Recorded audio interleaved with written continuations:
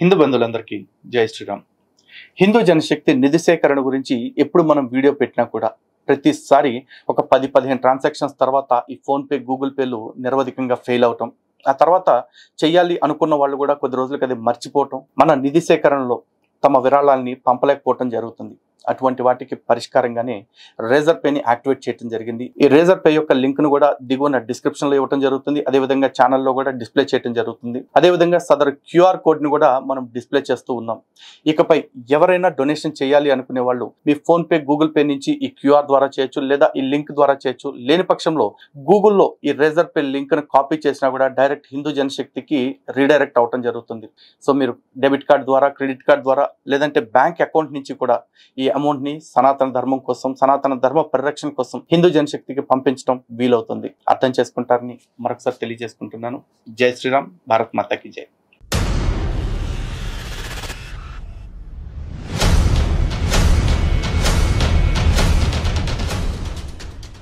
హిందూ బంధువులందరికీ జై శ్రీరామ్.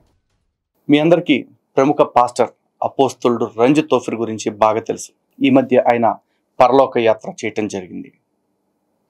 ఆగండి, పరలోక యాత్ర అంటే సచ్చాడు అనుకుంటారేమో, సావలేదు. పాపి చిరాయువు అని చెప్పేసి అలా బతికే ఉన్నాడు. పాపి అనే పదం ఎందుకు వాడానో మీ అందరికి కొత్తగా చెప్పక్కర్లేదు. ఈ గొర్రెలందరూ మేము పుట్టుకతో పాపులము, ఎప్పటికీ పాపులమే అని ఫీల్ అవుతూ ఉంటారు కాబట్టి పాపి అన్న.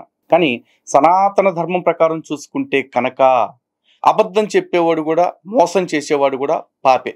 అలాంటి అబద్ధానికి, మోసానికి ఇప్పుడు రంజిత్ తోఫిర్ మరొకసారి తెరలేపాడు. ఎందుకంటే నిత్యం వీళ్ళు అదే పనిలో ఉంటారు.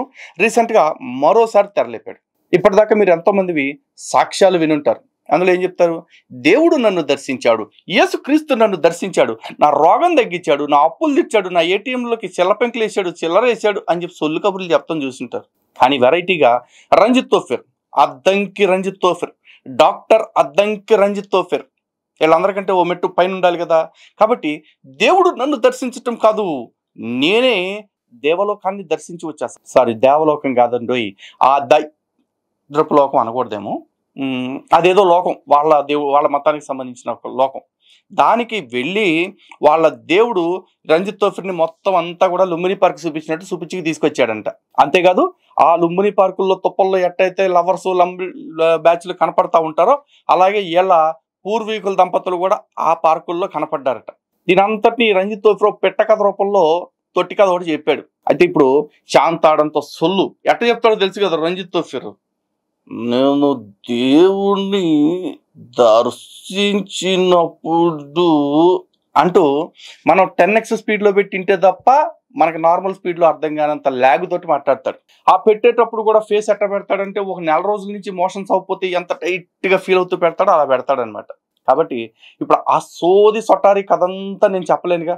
అందుకే కీలకమైన డైలాగులను మాత్రం పట్ పట్ పట్ పట్ పట్ పట్ మనం కట్ చేసి గ్లిమ్సెస్ లాగా పెట్టేస్తాను, చూడండి. వాయిదా వేయకుండా ఇప్పుడే సమాధానం చెప్తే క్లుప్తంగా, ఎందుకంటే మళ్ళీ ఎప్పటి టైం వస్తుందో మనకు తెలియదు. క్లుప్తంగా అంటే 2 నిమిషాలు 3 నిమిషాలు అనుకుంటారేమో, 23 నిమిషాలు చెప్పాడు. అందుకే గ్లిమ్సెస్ మాత్రం అలా కట్ చేస్తున్నా.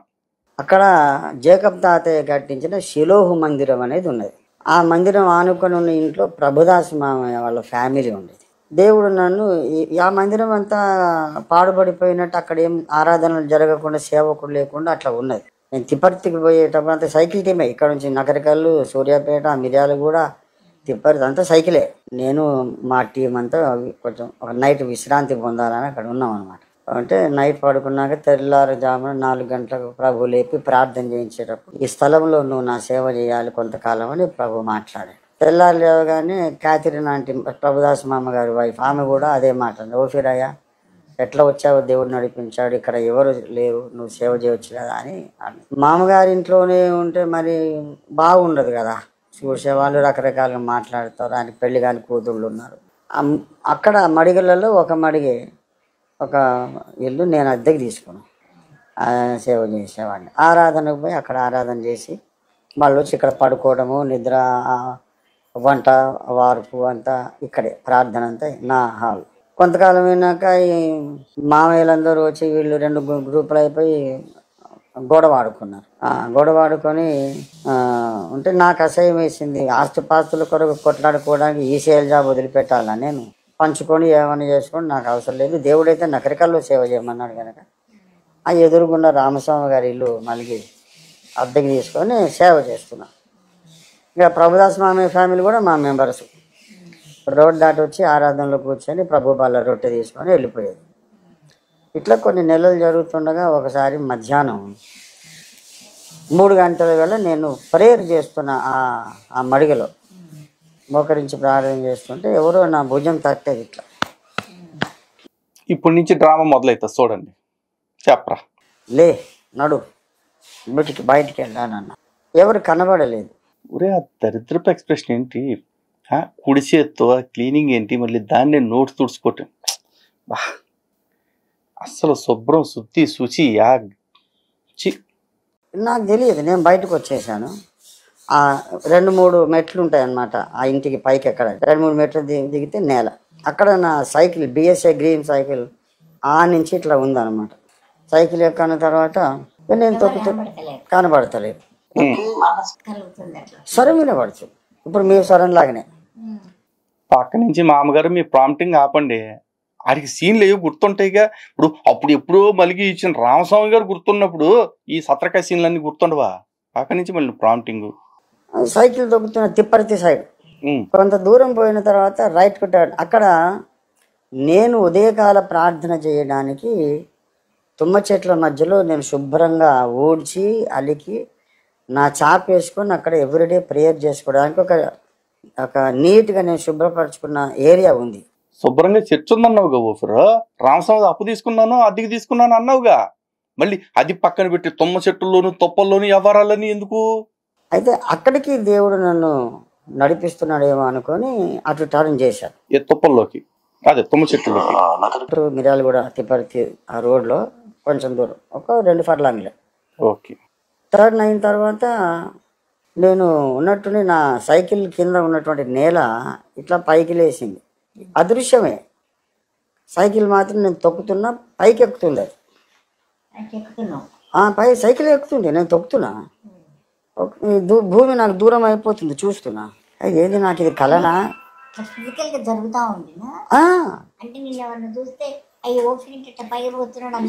అదంతా నేను తర్వాత చెప్తా. నేను అందుకే ఈ ముస్లిం ఆత్రం పడొద్దు అని చెప్పింది. ఆయన చెప్తా అంటున్నాడుగా. ఎక్కడ శుభ్రందేమో ఆగట్లేదు. మరి కనబడుతుంది మనుషులు దూరం అయిపోతున్నారు. అప్పు అయితే ఒక విచిత్రం ఏంటంటే అప్పు తొక్కినప్పుడు అలసిపోవాలి కదా. నాకు అలసట లేదు. స్లోప్ తొక్కినంత ఈజీగా పోతున్నా. ఏం జరుగుతున్నదో కూడా నాకు అర్థం కాదు. ఇది కలనా దర్శనమా నిజమా ఏంటి నేను ఊహించుకుంటున్నానా ఏంటి ఏమీ అర్థం కాకుండా ఉంది. అట్లాగే నేను చాలా దూరం తొక్కిన తర్వాత చుట్టంతా నక్షత్రాలు ఇదేదో గ్రహాలు తిరుగుతున్నట్టంతా అంతరిక్షంలో వెళ్ళిపోతున్నా. చాలా దూరం తొక్కాను. ఆయాస పడకుండా అప్పు తొక్కుతున్నాను నేను ఆనందంగా. చాలా ఈజీగా సర్రమని వెళ్ళిపోతుంది. చాలా దూరం పోయినాక మళ్ళీ చదువునే అనుభవం వచ్చింది.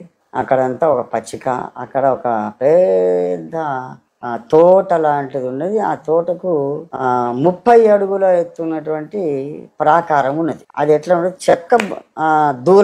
చెక్క దూలాలు ఒకదానికొకటి అంటించి ఇట్లా చాలా వైశాల్యము. ఆ హైట్ మాత్రం దాదాపు 30 feet ఉంటుంది. ఓహోహోహో, బతికొన్ని రోజుల్లో యేసుక్రీస్తు వడ్రంగి పని చేశాడని చెప్పారు. ఇదేనా? అయ్యి ఉండొచ్చులే. కానీ 30 అడుగులే ఎందుకు పెట్టాడు? చూద్దాం చెప్తాడేమో. అంటే నేను 5'6" నాకు తెలుసు కాబట్టి నాకు 5 రెట్లు ఉన్నది. అది ఏంటంత ఉంటావా నువ్వు? ఓకే. అంటే ఎప్పుడన్నా అట్లా మనం భూమి మీద కొన్ని చూసి ఉంటాయి మన కళలు అట్లా లాగొచ్చిందంటే అట్లా ఎప్పుడన్నా ఏం లేదు. నాకెవరు చెప్పలేదు, ఏం లేదు, నేను కూడా చూడలేదు. ఆ చెక్క మొద్దులు ఇంత ఒకదానికోటి అంటించి అట్లా పెద్ద ప్రాకారం. నేను ఒక వ్యక్తి నిలబడి ఉన్నాడు. తెల్లని వస్త్రాలు ధరించి మనిషి చామన ఛాయ ఉన్నాడు. ఈ భుజాల విడ్త్ చాలా ఎక్కువ ఉన్నది. చాలా బలాఢ్యుడు అన్నమాట. కదలకుండా ఇట్లా బొమ్మలాగా నిలబడి. ఆ గోడ ఉన్నది, లోపలికి ఎంట్రన్స్ లేదు. అరే ఇతడు ఎవరు? కదలక మెదలక అట్లనే ఉన్నాడు వీడు. అసలు మనిషా బొమ్మనా? నేను వస్తే ఉలుకు పలుకు లేకుండా చేస్తాడు అని అనుకుంటుంటే తల తిప్పి నన్ను చూశాడు. అరే వీడు ఒక బ్రతుకు ప్రాణం ఉన్న మనిషే కానీ బొమ్మ కాదు. మళ్ళా అట్లా కడకు అయిపోయినాడు అనమాట. లోపలికి ఎట్లా పోవాలి అని అనుకుంటున్నా. ఈ లోపల స్లైడింగ్ డోర్ లాగా ఆ గోడలోనే కొంత భాగం పక్కకి జరిగింది. ఓ, మొత్తం పరదేశం అంతా కూడా మాడ్యులర్ సెటప్ వేసారు అయితే, స్లైడింగ్ డోర్స్.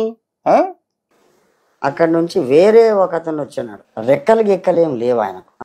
మంచి వైట్ బ్లాండ్ హెయిర్, రింగులు చాలా బ్యూటిఫుల్ హెయిర్, బ్యూటిఫుల్గా ఉన్నాడు ఆయన. తెల్లని వస్త్రాలు. బయటకు వచ్చి, రా నీ కొరకు ఎదురు చూస్తున్నాం మేమని నా ఈ కుడి చెయ్యిని ఆయన ఎడమ చేతి ఇట్లా మీరున్నట్టే మీ ప్లేస్లో ఉన్నాడు. ఈ చెయ్యిని పట్టుకున్నాడు, కుడి చెయ్యిలో పట్టుకున్నాడు. అంటే ఇక వెల్డింగ్ వేసినట్టు అయిపోయింది. ఆయన చాలా బలాఢ్యుడు. పట్టుకున్నాడు, పద లోపలికని నన్ను నడిపించాడు. లోపల పచ్చిక బయళ్ళు, సెలయేళ్ళు, తోటలు, అది రకరకాల ఎప్పుడు భూమి మీద చూడని పుష్పాలు, పళ్ళు అన్నీ ఉన్నాయి. అక్కడ పుష్పాలన్నీ చూసొచ్చి ఇక్కడ వీళ్ళందరినీ పుష్పాలను చేస్తున్నావా? చెయ్యి. నడుస్తున్నాం చాలా దూరం. ఎంత నడిచినా అలసట అయితే లేదు.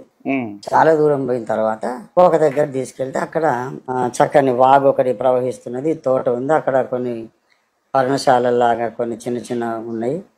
ఆ పైన సిమెంట్ బెంచీలాగా ఉన్నాయి. అక్కడ అందరు కూర్చొని కొంతమంది వృద్ధులు, స్త్రీలు, పురుషులు కూడా ఉన్నారు. పరలోకానికి పోయినా సరే జన్మ వ్యాధి జరామృత్యులు తప్పవు అనమాట. అక్కడికి వెళ్ళినా కూడా ముసలోళ్ళు ఉంటారా? కానీ నాకు అర్థం కాలేదు బ్రో. ఆ పైకి వెళ్ళిన తర్వాత ఈ చెక్క గోడలు, సిమెంట్ బెంచీలు ఎవరు చేస్తున్నారు అక్కడ? ఈ బేల్దారి పనులు, ఈ వడ్రంగి పనులు. అంటే పరలోకం అంటే అది ఒక దివ్యలోకం. అంటే పరలోకం కాదు, పరదైసు. ఈ పరదైసు అనేది ఒక దివ్యలోకం కింద చెప్పుకుని చేస్తారు కదా మీరు. మరి అక్కడేంటి సిమెంట్, అక్కడ కూడా కాంక్రీట్ జంగిల్ అయిపోతుందా? ఊరి ఎవరన్నా ఒక మాట చెప్తున్నారు అనుకున్నప్పుడు, ఇప్పుడు అది కళ వచ్చి ఉండొచ్చు, నీ కర్మ కాలిపోయి ఉండొచ్చు. ఆ కళను కూడా నిజంలాగా నువ్వు చెప్పటం, నువ్వు చెప్తుంటే వీళ్ళందరూ అని వినటం. ఏంటో మాకు కర్మ ఎన్న ఎట్టున్నాయో తెలుసా? ఆడెవడో వచ్చే టచ్ అంటాడు చూడు, ఆడిని నమ్మటం ఎంత రెడ్ ఫ్లవర్ అవుతామో, నిన్ను నమ్మటం కూడా అంతే రెడ్ ఫ్లవర్ అవుతాం రా, లిటిల్ ఫ్లవర్గా. అంటే రారా బాబు, మీ కొరకు ఎదురు చూస్తున్నాం, రారా నాయన రా, చాలా సంతోషం అని అన్నాడు. అయితే అప్పటికే నేను భూమి మీద కొంచెం పేరు మోసిన ప్రసంగికుని. నాకు కోపం వచ్చింది. వీళ్ళు నన్ను అయ్యగారు అనకుండా రారా పోరా అయిపోయినా. సేవలో 3 సంవత్సరాలు ఉన్నా, బాగా 10,000 మందిలో ప్రసంగాలు చేస్తున్నా. విజయవాడలో, బందర్లో, అక్కడక్కడ గుంటూరులో పెద్ద మీటింగ్స్లో స్పీకర్ని. అయ్యగారు ఇందాక ఈ విషయం చెప్పలేదండి. నేను అడుక్కు తింటా, ఆడుకోపోతే తిప్పతికి అక్కడ చర్చి ఖాళీగా కనపడింది, దాన్ని కబ్జా చేయడానికి స్టోరీ అంతా చేశాను అన్నట్టుగా కబుర్లు చెప్పావు కదండి. మరి ఇప్పుడేమో 10,000 మందిలో మాట్లాడాను, 25,000 మందిలో మాట్లాడాను అని ముక్కుతూ మూలుగుతూ మాట్లాడితే విటోపురా. కొంచెం కోపం తెచ్చుకున్నా. వీళ్ళు నన్ను ఏరా రారా పోరా అంటే ఏంది మర్యాద లేకుండా వీళ్ళు ఎవరన్నా అనుకుంటున్నా. అనుకుంటుంటే అక్కడ ఏంటంటే మైండ్ అనేది రీడింగ్ అనమాట, మెంటల్ కమ్యూనికేషన్. మాట్లాడకపోయినా మనం ఇది కరెక్ట్. ఈ మెంటల్ వాళ్ళతో కమ్యూనికేషన్కి వీళ్ళే కనెక్ట్ అవ్వగలరు, ఇంకెవ్వరు అవ్వలేరు. అబద్ధాలు ఆడడం అక్కడ అసాధ్యం. అందుకని కిందకు వచ్చి వెళ్తా అబద్ధాలు ఆడుతున్నావు కదా. అసాధ్యం. మీరు ఏదనుకున్నా ఎదుటి వాళ్ళకి అందరికి తెలిసిపోతుంది, వీళ్ళకి తప్ప. అందుకే ఆ గేట్ దగ్గర ఉన్నాడు, వీడు మనిషి బొమ్మని అనుకున్నాగా నన్ను చూశాడు, వాడు వినపడ్డాడు అనమాట. తాతలమురా, నిన్ను ఏరా అనకపోతే, బాబు అనకపోతే ఏమండి అంటామా మేము మీ తాతలేము. ఎవరు మీరు మరి అని అంటే, నేను రూబేన్ తాత, ఆయన బ్రతుకుండగా నేను ఎప్పుడు చూడలేదు. అవునురా, ఇంతకే పరలోకంలో తెలుగే మాట్లాడుతున్నారా, లేకపోతే షాబా రాబా రాబాబా యారా లాబా శాషాసా అని చెప్పి అన్న మాట్లాడుతున్నారా కొత్త భాషలు? జనరల్గా అయితే ఇక్కడ వాళ్ళు అందరూ అయ్యే మాట్లాడుతున్నారు. జరలాబా శాషాషా టచ్ అంటాడు, అలాగే మాట్లాడుకోవాలి. అక్కడ కూడా తెలుగే మాట్లాడితే ఎక్కడ కూడా అదే ఉంది, పెద్ద పంచేముంది అని అంటే, నేను రూబేన్ తాత, ఆయన బ్రతుకుండగా నేను ఎప్పుడు చూడలేదు. కానీ రూబేన్ తాత అని తెలుసు. నేను రెహబాం తాత, నేను కొర్నేలి తాతను, బ్రతుకుండగా ఎప్పుడు నేను చూడలేదు. ఎందుకంటే మీ తాతలు అందరూ పెద్ద కోటేసు, చిన్న కోటేసు, ఎంకన్న, సుబ్బన్న, శివయ్య ఇయే పేర్లు ఉండేవి. ఈ కొర్నేలి, రాహేము, బోహేము, బొచ్చేలు, బొంగేలు, నత్తనేలు, పీనేలు, గాబ్రేలు, దానేలు, దీనేలు ఇవన్నీ ఆడుంటాయి. ఇట్లా అన్నీ చెప్తున్నారు. నేను అబ్రాహం తాతయ్యను, ఆయన ఒక్కరిని గుర్తుపెట్టినాను. మరి అవ్వలు అమ్మమ్మలు ఉండాలి కదా, ఉన్నారు. ఒక 40 మంది ఉన్నారు ఆ గుంపు అక్కడ. నీవు భూమి మీద చేస్తున్న సేవను మేము ఇక్కడ చూస్తున్నాము, నిన్ను బట్టి మేము గర్విస్తున్నాము. ఒకసారి నిన్ను చూడాలని ఆశపడ్డాము, రప్పించమని యేసయ్యని అడిగాము. సమయం వచ్చినప్పుడు రప్పిస్తాను అన్నాడు ప్రభు.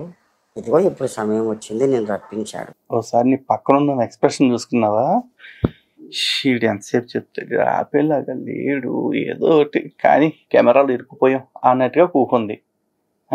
మీ వాళ్ళు అందరూ ఏసుకేస్తే అప్లికేషన్ పెట్టుకుంటే టైం వచ్చాక వెళ్ళిపోతా అన్నాడు. అప్పుడే టైం ఎందుకు వచ్చింది? పోనీ అప్పటికి నీ టైం అయిపోయిందా? కాదు, పోన్లే ఇప్పటికి కూడా దగ్గరకు వచ్చినట్టే ఉంది. ఆ మధ్య అంటున్నావు కదా పోస్టెడ్ క్యాన్సర్ అని చెప్పేసి. పరదైస్కి వెళ్ళి వచ్చిన రోజున నువ్వు బాగా ఆరోగ్యంగా ఉంటావు, బతికినంతకాలం ప్రశాంతంగా ఉంటావు అని చెప్పకుండా నీకు ప్రోస్టేట్ క్యాన్సర్ ఎందుకు తగిలిచ్చాడు ప్రభు? ఏం ఓఫరో? చాలా సంతోషము. నువ్వు చేస్తున్న సేవను గమనిస్తున్నాం బాబు. రాజీ లేకుండా, ఎవరికి భయపడకుండా, ఏది ఆశించకుండా ఇప్పుడు చేస్తున్నట్టే సేవ చేయి. నీ బహుమానం గొప్పది. ఇక్కడ ఎక్కడ భయపడొద్దు, రాజీ పడొద్దు. చాలా గర్విస్తున్నాంరా నిన్ను గురించి అంటే. ఇప్పటికీ నాకు నమ్మకం లేదు. మాకు ఇప్పటికీ లేదు నువ్వు చెప్తుంటే. మరి మీరెట్లా కనబడుతున్నాము? మృతులైన భక్తులు ఉండే చోటు ఇది. మరి అట్లయితే మా అమ్మ నాన్న కూడా చనిపోయారు కదా, మరి వాళ్ళు కూడా అదే యేసయ్యని నమ్ముకున్నారు కదా. అంటే ఉన్నారు, ఎందుకు లేరురా? అది కూడా చూడండి, అక్కడ పొదల చాటుకు అమ్మ ఉంది, పక్కన ఒక పడుచు అమ్మాయి ఉంది. తుప్పల్లో ఏం చేస్తున్నారు? అదే పొదల్లో ఏం చేస్తున్నారు వాళ్ళు? అయినా ఊరే నాకు అర్థం కావట్లేదు. ఇప్పుడు వీళ్ళందరూ వాళ్ళు కూడా ప్రభువుని నమ్ముకున్నారు కాబట్టి అన్నావు, నువ్వు కూడా ప్రభువుని నమ్ముకున్నావు. మరి నీ చర్చకు వచ్చిన అమ్మాయి కూడా ప్రభువుని నమ్ముకుంది. ఆ చర్చకు వచ్చిన అమ్మాయిని నగ్న చిత్రాలు నీ దగ్గర పెట్టుకొని చంపి పడ్డస్తా దొంగ అన్నావు కదా. ఇప్పుడు పరలోకంలో అదే పరదైసులోకి వెళ్ళాక ఫస్ట్ తీర్పు నీకు తీరుస్తాడా దేవుడు? నువ్వు అమ్మలక్కలు తిట్టేసి నువ్వు వాడుకున్నది ఉంది కదా, ఆమెకు తీరుస్తాడా తీర్పు? ఇది చెప్పు కరెక్ట్గా. మళ్ళీ ఎట్టాంటి వాటికి సమాధానాలు ఉండవు. ఎట్టాంటివి పెట్టుకోమంటే యేసుక్రీస్తు నోట్లో పెట్టుకుంటారు, అదే సిలువ అమ్మా అని చెప్పి పరిగెత్తబోయాడు. అబ్బా, అట్లా పోతావని నేను నీ చేయబట్టుకున్నాను, వెళ్ళి కావలించుకుంటావనే చేయబట్టుకున్నాను. ఇందాక వెల్డింగ్ వేసి అంటే అవును అమ్మే కదా, వెళ్ళి కావలించుకుంటే తప్పేమి అని అంటే తప్పని కాదు. వాళ్ళు శరీరము లేని ఆత్మలు, మేము దేవదూతలము, మేము శరీరం కలిగిన వాళ్ళు. మరి నువ్వు ముట్టుకున్నావు కదా, ఏం కావట్లేదు అన్నాను. ఏంటి పరదైస్లోనే అప్పుడే తీర్పు తీర్చేయటం, కొంతమందికి దేవదూతలుగా ప్రమోషన్లు ఇచ్చేయటం అన్నీ అయిపోయినాయా? మరి ఇంకెందుకు పరలోకం అడుగు తింటానిక ఊరిని?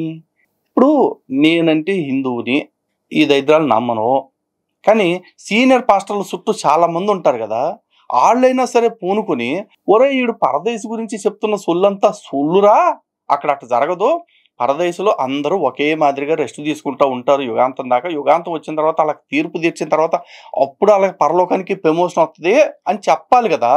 మరి దైద్రాలన్నీ ఖండించకుండా అట్లా దేవుడి మొక్కలు ఎంచుకొని చూస్తారేంటారా దొంగ మొక్కలారా? నువ్వు ముట్టుకుంటే ఏం కావట్లేదు, అమ్మను ముట్టుకుంటే ఎందుకు తప్పు అంటే మీ అమ్మ ఆత్మయ, శరీరం లేదా అమ్మకు. నేను శరీరం కలిగిన వాడిని. దేవదూతలు మన్నాను తింటారు అనే వాక్యం తెలుసా నీకు? మరి అది మా ఆహారం అంటే శరీరం ఉన్నట్టే కదా. నేను ముట్టుకుంటే నీకేం కాదు. ఇప్పుడు నువ్వు ఒక ఆత్మ, ఆమె ఒక ఆత్మ. ఆమెను కావలించుకుంటే ఇక్కడ పర్మనెంట్గా ఉండిపోతావు. నీకు భూమి మీద చాలా పని ఉంది, నువ్వు ఉండటానికి వీల్లేదు, ఇక్కడ తొందరగా వెళ్ళిపోవాలి. ఓహో, ఆత్మ చచ్చిపోతే వీళ్ళు కూడా చచ్చిపోతాడా? అంటే పరలోకంలో ఉండే ఆత్మలు, అదే పరదైసులో ఉండే ఆత్మలు అంత ప్రమాదకారపు ఆత్మలు అనమాట. సంకనాకపోవటం వాటిని ముట్టుకుంటే. ఇప్పుడు మరి మా హిందువులు చాలామంది అమాయకంగా మతం మారిపోయి మేము పరదైస్లో ఉంటాం, మేము పరదైస్లో ఉంటాం అంటారు. పరదైస్కి వెళ్తే మీరు చేసేది ఏంటో తెలుసా? అట్లాంటి ఆత్మలను పట్టుకుని మీరు కూడా చచ్చిపోవటమే. అది ఆమెను ముట్టుకుంటావని నేను పట్టుకున్నా నీ చెయ్యన్న. మరి మా నానేడి అంటే అది అటు పక్క ఇంకొక పొద మాటగా ఆయన ఉన్నాడు. ఎవడికి దొరికిన పొద వెనకాల ఆడు దాక్కొట్టు. ఈ తుప్పల్లోనూ పొదల మాటని ఏం చేస్తున్నారు నాకు అర్థం కావట్లే. ఇప్పుడు మీ అమ్మ మీ నాన్న ఇద్దరు కలిపి ఒక తుప్ప వెనకాల, అదే ఒక పొద వెనకాల ఉన్నారనుకో, దాన్ని ఏమనం, మీ అమ్మ ఒక తుప్ప వెనకాల, అదే మీ అమ్మ ఒక పొద వెనకాల, మీ నాన్న ఒక పొద వెనకాల. చిచి, ఆ ఊహ దరిద్రంగా ఉంది. నవ్వాడు, నవ్వి నాన్న చక్కటి చిరునవ్వు చెయ్యిపాడు. అదంతా కలలాగా ఉంది నాకు, ఇదంతా నిజమా వాస్తవమా నేను ఊహించుకుంటున్నాను. మరి ఆ అమ్మ పక్కన ఉన్న ఆమె ఎవరంటే మీ అక్క ఒక ఆమె చనిపోయింది కదా, 7 నెలల కాన్పు అయ్యి అమ్మకు. ఆమె ఇక్కడికి వచ్చి పెద్దదైందని చెప్పి లంగా ఓనేసుకొని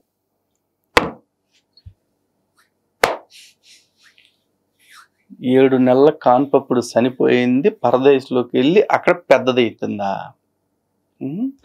అంటే ఆత్మకి కూడా వృద్ధి క్షయాలు ఉంటాయి, యవ్వనము, వృద్ధాప్యము, మరణం అన్నీ ఉంటాయి.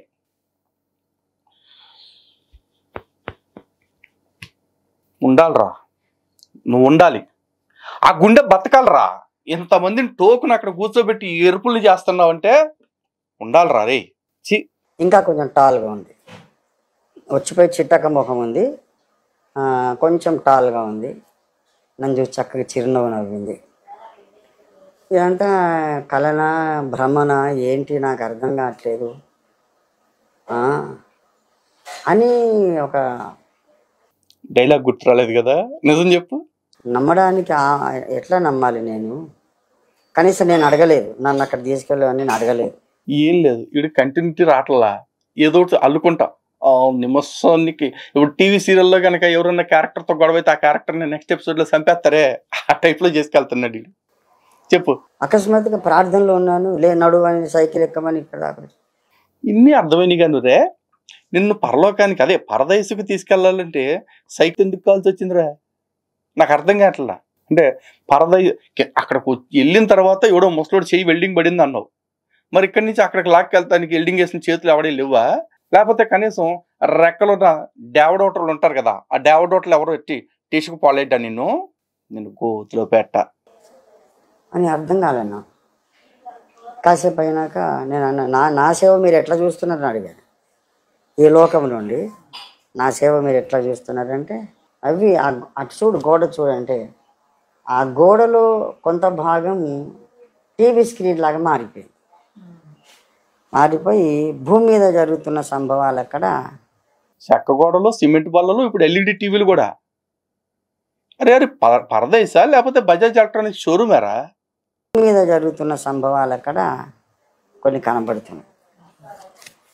ఇక్కడ నుంచి వెళ్ళిపోయిన భక్తులకు బాధ కలిగించే సంగతులు ఏవి చూపించము. వాళ్ళు సంతోషించారు, వాళ్ళ పిల్లలు బాగున్నారు, వివాహాలు జరుగుతున్నాయి, వాళ్ళ పిల్లలు పుడుతున్నారు, పండగలు అవుతున్నాయి. అంటే ఇప్పుడు నువ్వు సంబంధం పెట్టుకున్న ఆడవాళ్ళతో నువ్వు బంచిక్ చేసేయి, నువ్వు ఒక భార్యను విడిచిపెట్టి ఇంకో ఆమెను విడిచిపెట్టేసి ఇంకో ఆమెతో ఉంటూ లోపల చేస్తున్న జింక చక్క వ్యవహారాలన్నీ అలాగే ఎల్ఈడి స్క్రీన్లో మొత్తం కనపడుతున్నాయి. ఓ ఇక్కడంటే మనకి ఆ వెబ్సైట్ ఈ వెబ్సైట్ అని కొట్టాలి, ఆ.com ఈ.com అని. అక్కడ వాళ్ళకి ఏం అక్కర్లా, డైరెక్ట్ విజువల్స్ అనమాట. మరి నువ్వు ఈ లెక్కన అదే చర్చకు వచ్చినావని అన్నావు చూడు, చంపి పడేస్తా అన్నావే, అది కూడా ఈయనే ఉంటారుగా. ఓ బహుశా ఇదేనా నువ్వు భూమి మీద చేస్తున్న సేవల్లో వాళ్ళని ఆకర్షించింది? మావాడు మామూలుగా ఇదేయట్లేదు, వ్యవహారాలు విపరీతమైన సేవ చేస్తున్నాడు అనుకుని పిలిచుంటారులే. కానీ పైన ఎట్టాగో వాళ్ళు కూడా పొదల మాటిన తుప్పల మాటిన అదే నిలబడుతున్నారు కదా. అటువంటివే చూపిస్తాం తప్ప వాళ్ళు బాధపడేది ఏది చూపించాము. ఇది విశ్రాంతి లోకము అట్లాగా అని. సరే తర్వాత అని ఈ మాటకి ఆ మాటూరే పక్కన మా అమ్మగారు ఎక్స్ప్రెషన్స్ మాత్రం హైలైట్ రా.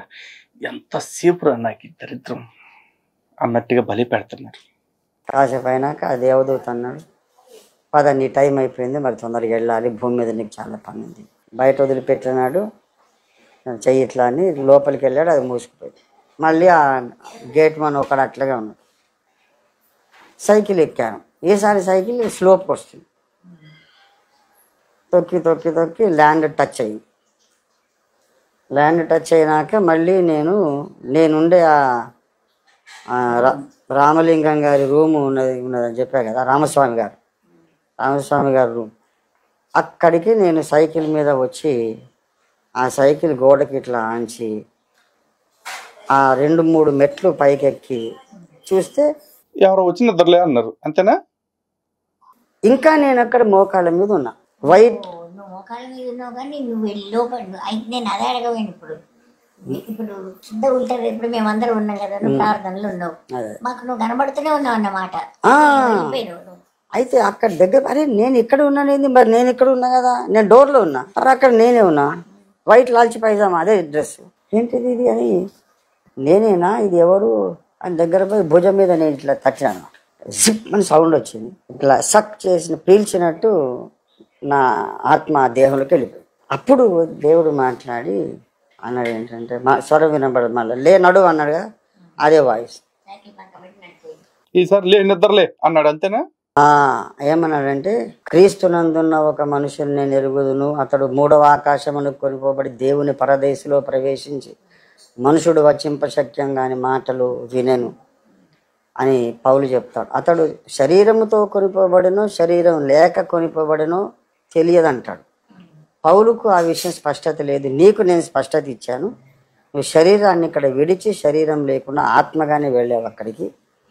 చూసావా, పౌలు పులిహార ఏమీ లేదు పౌలు దగ్గర, మొత్తం నాకు ఎక్స్క్లూజివ్గా మా దేవుడు ఇది ఇచ్చాడు, వాళ్ళు అపోస్తులుడు మాత్రమే, అసలైన అపోస్తులుడు నేనే, అందుకే నా కోసం మీరు అప్పులు చేయండి, ఆస్తులు అమ్ముకోండి అని చెప్పేసి చెప్తున్నాడు ఇండైరెక్ట్గా. ఇది మ్యాటర్, చెప్పరా? It can be a dream. Of course it is a dream. చెప్పాలంటే నాకు ఆధారాలు ఉండాలి కదా. మళ్ళా ప్రభుదాస్ మామను ఆల్బమ్లు అడిగాను. ఈ తాతలు ఎవరెవరైతే పేర్లు చెప్పారో వాళ్ళ ఫోటోలు నాకు కావాలి ఇప్పుడు. అంతకుముందు ఎప్పుడు నేను చూడలేదు.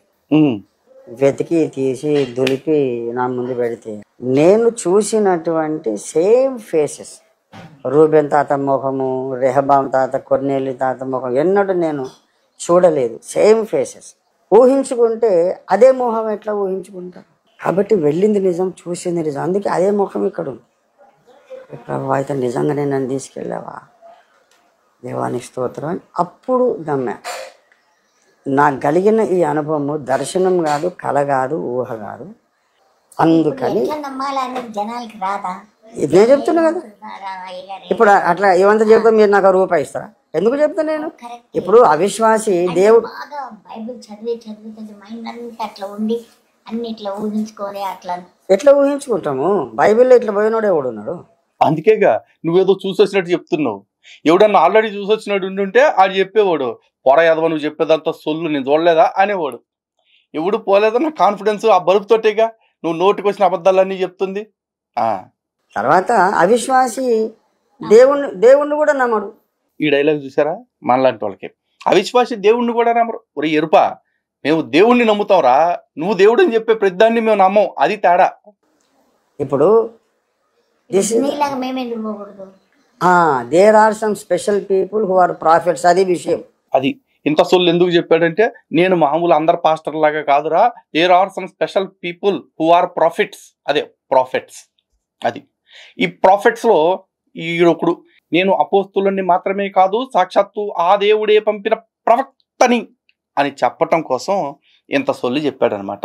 అంతే కదా రంజిత్ తోఫిరో? పౌలు పోయినాడు, ఇంకెవడు పోలే ఆ తరం. మళ్ళా ఇప్పుడు ఈడే పోయాడు, అది ఇంకా పోలేదులేండి, అదే పరదేశకు పోయి వచ్చాడు. పేతురు పోలే, యోహాన్ పోలేదు, ఆంధ్రయ్య పోలే, ఎవడు పోలేదు, పౌలు వెళ్ళాడు. నాకు అర్థం కాల, పేతురు అసలు పోనే పోలేదు అంటున్నావు నువ్వు పరదేశకే, మరి అప్పుడే పరలోకపు తాళం చెవులు పేతురికి ఇయ్యబడ్డాయి అని చెప్పి ఎందుకన్నాడు? పైగా బైబిల్ ప్రకటన గ్రంథంలో చెప్తాడు, పరలోకమునకు 12 ద్వారములుండును, అవి ఎన్నటికీ ముయ్యబడవు అంటాడు. ఎన్నటికీ ముయ్యబడిన పరలోకపు ద్వారాలకి తాళాలు ఎందుకు? ఆ తాళాలని అసలు పరదేశికే పోని పేతురు చేతిలోకి ఎందుకు ఇవ్వటం? అంటే బహుశా ఇట్లాంటి వాళ్ళని చూసేలే, మా ఊళ్ళో వెనకటికో సామెత చెప్పేవారు, ఎల్లయ్యకి ఎడ్లు లేవు మల్లయ్యకి బళ్ళు లేవు, కానీ ఇద్దరు కలిసి తెల్లారులు కిరాయి తోలారంట. అట్టాగే ఉంది, అక్కడ పరలోకం లేదు, దానికి తాళం అవసరం లేదు, కింద ఈడు పోయినోడు కాదు, కానీ ఈడంట పరలోకానికి వెళ్ళి తాళం చెవులు పట్టుకుని పరలోకానికి కాపలా కూర్చుంటాడంట. ఉండరా ఎరుపులు చేస్తారు, ఎరుపుల్లారా. కనుక తరానికి ఒక ప్రవక్త, ఒక అపస్తలుడు, ఒక ప్రత్యేకమైన దైవజనుడు ఉంటాడు అనేదే ఇప్పటి సమాజానికి అర్థం కాలేదు. అదనమాట ఇప్పుడు సమాజానికి ఇది అర్థం కాల. అందుకే ఇంకా గుడ్డిగా విజయ్ కుమార్ అని, విపి రెడ్డి అని, ఏపీ రెడ్డి అని, బీపీ గార్డ్ అని, ప్రతి చీప్ గాడిని నమ్ముతా ఉన్నారు. నమ్మమాకండి. క్రైస్తవ సమాజానికి ఉన్న ఏకైక ప్రవక్త ఆనాటి కాలం పౌలే. మళ్ళీ పుట్టింది ఎవరయ్యా అంటే ఈ అద్దంకి రంజిత్ తోఫిర్ అంట. కాబట్టి ఈడు చెప్పే సొల్లే మీరు అనండి. ఈడు చేస్తున్న ఆ మోసాల కుంపట్లలోకి మీరు దూరండి, ఆ మోసాల దుప్పట్లలోనే మీరు దొరలండి, సర్వనాశనం అయిపోండి, సంక నాకిపోండి. కానీ అది ఓఫిర్ ద్వారా మాత్రమే జరగాలి. ఎందుకంటే ఓఫిర్ దేవునిచే నియమించబడ్డ ప్రవక్త, దేవునిచే ఎంచుకోబడ్డ ఒక అపోస్తులుడు. కాబట్టి మీ ఆస్తులు అమ్ముకుని అప్పులు చేసి రంజిత్ తోఫిర్ని పోషించండి. ఇదే రంజిత్ తోఫిర్ చెప్తా ఉంటాడు. ఇలాంటి సొల్లు సాక్ష్యాలు, చిల్లర సాక్ష్యాలు ఇప్పటిదాకా కేవలం మతం మారిన కొత్త గొర్రెలు మాత్రమే చెప్తాయి అనుకున్నా. కాదు, మతం మార్చాలనుకున్న పాత గొర్రెలు, ఇట్లాంటి సీనియర్ గొర్రెలు కూడా ఎంతకైనా దిగజారి ఎన్ని అబద్ధాలైనా చెప్తాయి. ఎందుకంటే నయాన్నో భయాన్నో by hook or by crook మేము మతం మార్చడమే మా పని, ఆ మత మార్పిడి చేయటం కోసం ఏ పెంటైనా తింటామని చెప్పేవాడే నిజమైన పాస్టర్. అలాంటి నిజమైన పాస్టర్ రంజిత్ తోఫిరు. కాబట్టి చూశారు కదా, స్వర్గీయ రంజిత్ తోఫిర్, అదే పరదేశీయ రంజిత్ తోఫిర్. ఎందుకంటే పరదేశికి పోయి వచ్చాడు కదా, తొందరలోనే పరదేశికి మాత్రమే కాదు పరలోకానికి కూడా వెళ్ళాలని, అక్కడ ప్రశాంతంగా ఉండాలని మనస్ఫూర్తిగా కోరుకుంటున్నాను. జై శ్రీరామ్, భారత్ మాతాకి జై. మత మార్పిడి మోసగాళ్ళతోటి, మత మార్పిడి మాఫియాతోటి తస్మాత్ జాగ్రత్త.